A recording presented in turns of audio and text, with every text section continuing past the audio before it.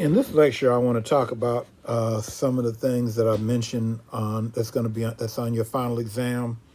Talk about some of those topics so the questions will make a little bit more sense to you, and also to help you understand the reading that I assigned to you. Now, of course, the test goes up to chapter 26, and so I want to talk about some of these things to help make more sense. Now, the film I showed you on Vietnam was very important because that film, I like it because it really shows a lot from the Vietnamese perspective.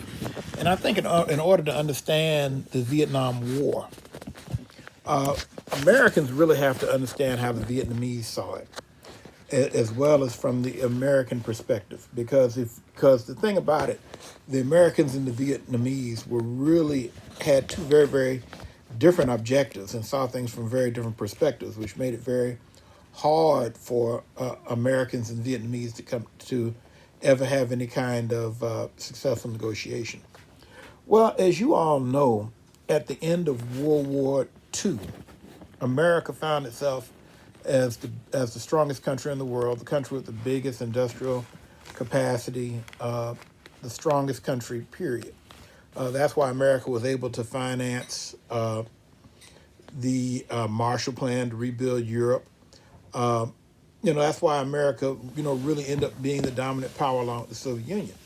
Now, one of the aspects of this situation was that a lot of the countries in Europe that had been major colonial powers, like Britain and France in particular, but also smaller countries like Portugal or Spain, these countries after the war found themselves in much weaker positions. And they could no longer really maintain colonial territories the way they did. And in the film, for instance, they talk about that's why, during the war, during World War II, the Vietnamese, under Ho Chi Minh, were very effective fighting against the Japanese. But they wanted the independence. They did not want to come back under the French. But from the American standpoint, the Americans were like, well, the French are a democratic power. They're our allies. This territory was under the French, and the French are anti-communist, and so therefore we're going to give the territory back to them. Now, from the standpoint of the Vietnamese, in particular their leader Ho Chi Minh, they really had a different opinion. Western democracy didn't mean a whole lot to them because they did not get to enjoy it. I mean, these colonial territories were not ruled democratically. The colonial powers, whether it was Britain or whether it was France or the Netherlands and Indonesia, any of these colonial powers, they didn't run these countries democratically. They had military there. They had police states that forced people to do things. And so from the American standpoint, from the Western standpoint, supporting the French in Vietnam was supporting democracy, but from the Vietnamese standpoint, they didn't see it. And because they had not had positive experiences with democracy, the arguments about democracy really didn't mean very much to them. And so this was why, in so many of these countries in Asia, whether it's Korea or whether it was Vietnam or China, the Marxist arguments, the arguments of Lenin that, started with the Soviet Union, these were very attractive to these people because they had not seen benefits of Western democracy. Whereas the European countries, they had actually benefited from it. These countries didn't. And so as a result, when the war was over, the Vietnamese were very happy to kick the French out. And as you know from the film, in 1954 at the Battle of Dien Bien Phu, they did kick the Vietnamese out. They did kick the French out. And so what we see is that, America eventually finds itself coming in, taking over the role that the French had. Although by this time, Vietnam had been split in two. You had North Vietnam, which was dominated by the communists, and you had South Vietnam, which was not a communist country, but it was not a democratic country. I mean, this was the situation you had in Korea. Now, South Korea was not democratic initially. Now, eventually, South Korea did move on to become a democratic country, but in South Vietnam, that did not happen. And so, basically, what we see is that throughout the Vietnam War, America has to fight a country that's really fighting a war of independence. These people have been willing to fight in very, very harsh conditions for a very long time. And they knew the terrain better than the Americans did. And more importantly, they simply had a lot more support from everyday people than the Americans did. The Americans did not have the support of everyday people that the Vietnamese had. And so this is one reason that despite the fact America had better weapons, despite the fact that America inflicted severe casualties on the Vietnamese, because, really, America lost about 70,000 people in the war. Usually you'll hear the term 56,000 Americans died in Vietnam and you have 14,000 missing. Well, I'll tell you right now, those 14,000 missing, the overwhelming majority of those, virtually all of them are dead. For a long time in America, people talked about missing in action. And you had people talking about folks, taken away in secret prisoner camps, that kind of thing. Like, for instance, you see the movies like the Rambo movies that portrayed that. And I think there's very, very little evidence of that. I think the great majority of the missing in action are dead. This is a jungle territory. People easily died and could not be found. And I suspect that 100 years from now, they're going to be finding American planes, American bodies in Vietnam that had been killed during the war. I mean, that's the nature of things. But the bottom line is that America found itself in a situation that, despite the fact it had superior military ability, it could not beat the Vietnamese, especially in guerrilla warfare. Now, one of the things that you all saw in the film, they talked about the Tet Offensive when the Viet Cong came into the cities, particularly at the Battle of Hue. And the Americans, once the Vietnamese actually came into the city and they were fighting in urban combat, this was the kind of scenario that the Americans fought in World War II. Once that happened, the Americans actually beat the Viet Cong pretty badly because that was the kind of warfare that Americans have been trained in. And the Vietnamese did not have the advantage of really understanding the countryside and being able to hide the way they could when they were fighting in the jungle. And as a result, although they caught the Americans off guard, and psychologically, the Tet Offensive was a victory for the Vietnamese, in terms of actual military confrontation on the ground, the Americans beat the Viet Cong pretty badly during the Tet Offensive. But the bottom line is that Vietnam really undermined America's sense of itself. As a kid, I was born in 1960, and I started school in the 60s. And one of the things about America I remember as a child that I always heard is that America never lost a war. America had always won every war. And, there's probably a little bit of stretching in that. I don't know how much we actually won the War of 1812. I think that was more the British, didn't need to keep fighting anymore as opposed to us actually win it. But that's kind of beside the point. But what we see in Vietnam is that people saw Americans coming in, young Americans coming into this place that Americans had never heard of before and were dying in increasing numbers. And no matter how many soldiers were put into the country, the fighting never stopped. Despite the fact that, probably 14 Vietnamese died for every American that died, they just kept coming. I mean, America literally would have had to commit genocide in order to win that war, which of course would have been a horrible, immoral thing to do. And, obviously you're not saving the country if you're killing everybody in it. And so this had a terrible effect, for instance, on President Johnson. President Johnson had won re-election in 1964 by just about the biggest margin ever. I mean, he completely destroyed the Republicans at that time, Barry Goldwater. But after Gulf of Tonkin in 1965, and as the Vietnam War got worse and worse and worse, he became less popular. And as you all saw in the movie in 1968, eventually he did not run for president again. And so that really undermined him. And it hurt him in the sense that he had been very popular among the civil rights community. He had been very popular in terms of maintaining the ideology of the New Deal with what he called the Great Society. But Vietnam ended up undermining all of that.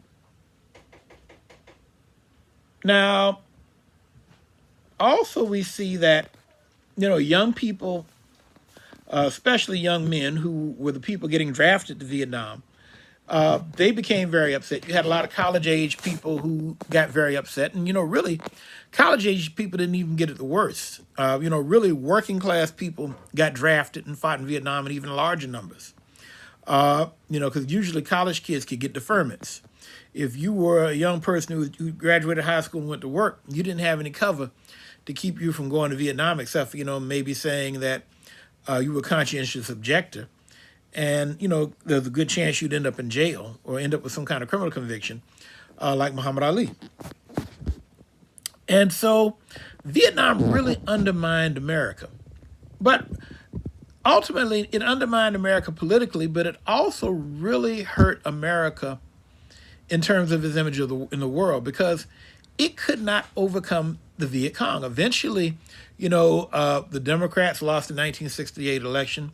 Nixon came in. Nixon had actually secretly contacted the Vietnamese to undermine the American negotiations, which, was a crime. I mean, really that was a crime against the American government for him to contact the foreign power. But, Johnson didn't want to push him on it. But the bottom line is that America would end up losing the war. And really, America has never been the same in approaching wars overseas again. If you look at the United States in Iraq, if you look at the United States in Afghanistan,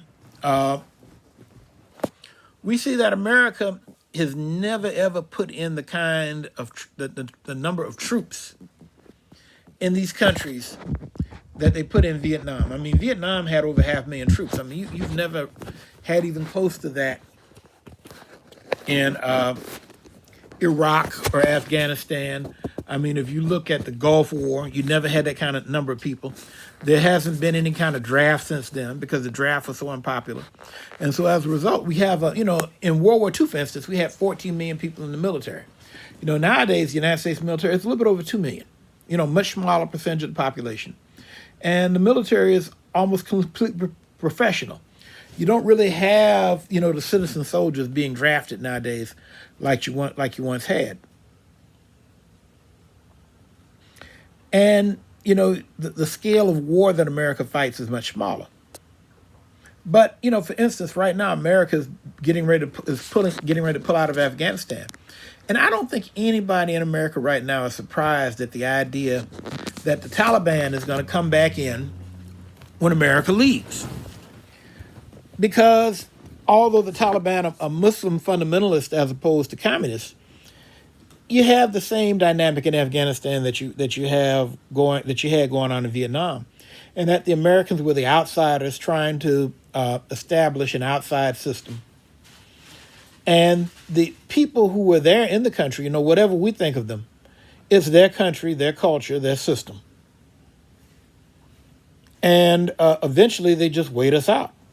They may take more casualties. America may be able to do things while they're there, but when we leave, it tends to collapse. And really, Vietnam set that mold. And so what we see is that, in 1945, America sees itself unbeatable. By 1973, after Vietnam, America really has doubts about its ability to affect the world. And that's something that really has never gone away since Vietnam. And like I said, this is one of the major things that really affected 1968 that in the film I showed you too. That, Vietnam undermined the progressive liberal alliance that had developed under FBR, and that Kennedy used, and that Johnson had been able to use to really implement major change in civil rights. If you all remember, on the last test, I asked you to look at Eyes on the Prize. In the last lecture where I mentioned civil rights, I mentioned how, the changes in technology like television, the Cold War had really kind of given an impetus to civil rights. Now, what we see in the 1960s is that under Johnson, the basic demands of civil rights, like the 1965 Civil Rights Act that ends the segregation, that's put into law. The Voting Rights Act, which was put into effect in 1964 and which lasted until 2013, when the Supreme Court had a ruling in Shelby County, Alabama, that undermined it.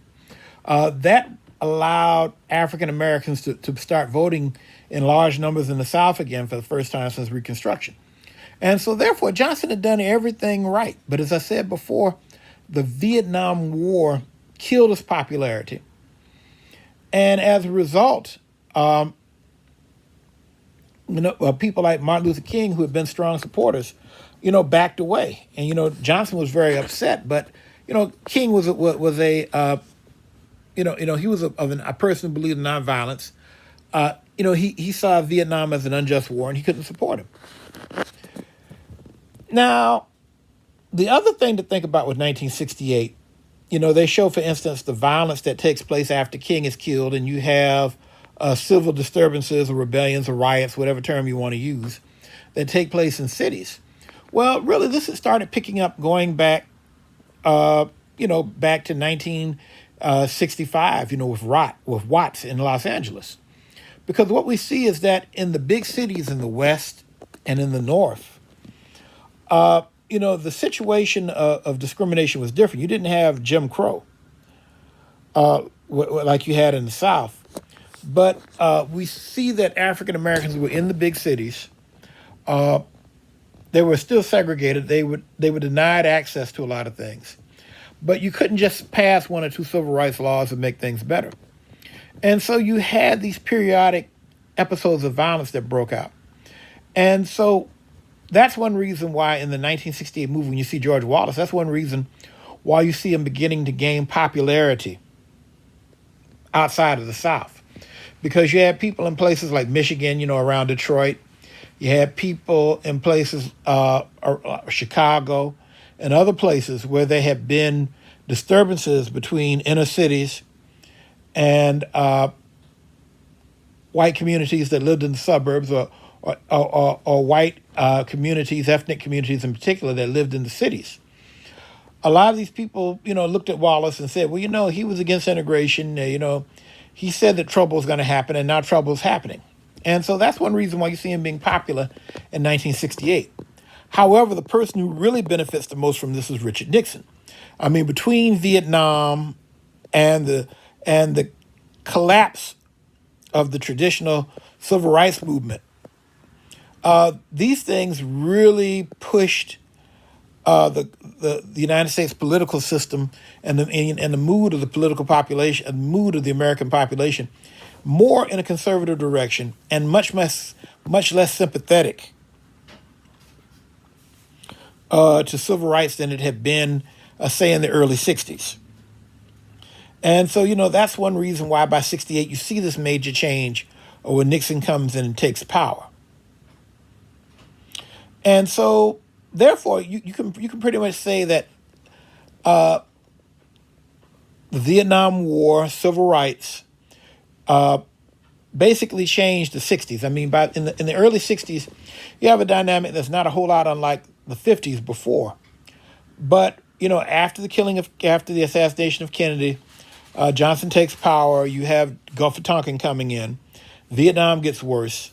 Once you get past the major civil rights legislation of 1964, 1965, civil rights stalls. And then you start running into people, the general population, majority population,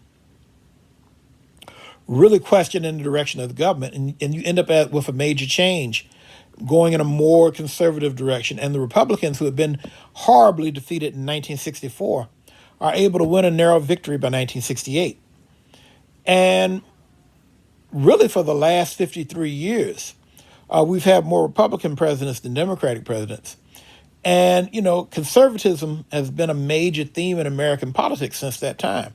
And so 1968 can be seen as a major change that came about during that time. Well, anyway, class, I'm going to cut this lecture short here now, and I'm going to talk about Watergate and a few other things in another lecture. Take care.